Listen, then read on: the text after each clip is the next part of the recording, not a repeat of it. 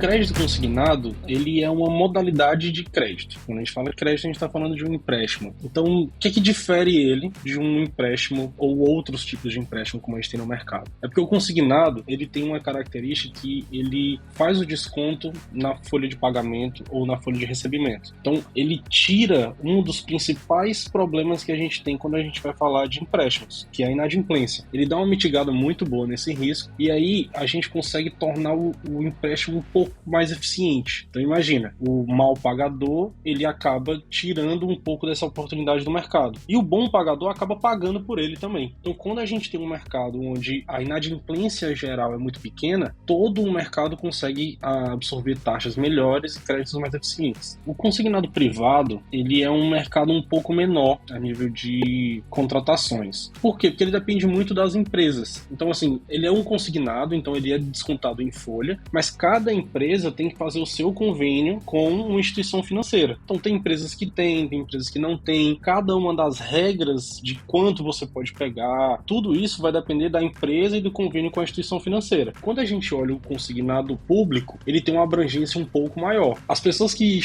têm um benefício de aposentadoria ou é pensionista do INSS, por exemplo, ele pode pedir o seu empréstimo consignado e é uma regulamentação nacional. Então, esse modelo ele é um pouco diferente, mais por conta da fonte pagadora. Então, quando a gente fala que um empréstimo consignado privado ele é de uma empresa está fazendo o processo, é um funcionário de uma empresa, e quando a gente fala de um consignado público, nós estamos falando de um órgão público. Então, seja porque ele é um servidor público federal, estadual, ou porque ele é um aposentado pensionista do INSS, por exemplo. Quando a gente olha a diferença, basicamente, entre essas pessoas que estão aqui e as pessoas que estão no consignado privado, é porque a abrangência é menor e o risco também é maior. Então existe o risco de você ser demitido, existe o risco de não ter essa estabilidade tão grande no lado profissional, que pode acontecer. Você pode trocar de empresa, por exemplo, e a outra empresa não ter o convênio. Então a gente limita muito o tamanho do empréstimo. Ele normalmente é um empréstimo mais curto aqui e com a taxa maior porque o risco é maior. Os beneficiários, por exemplo,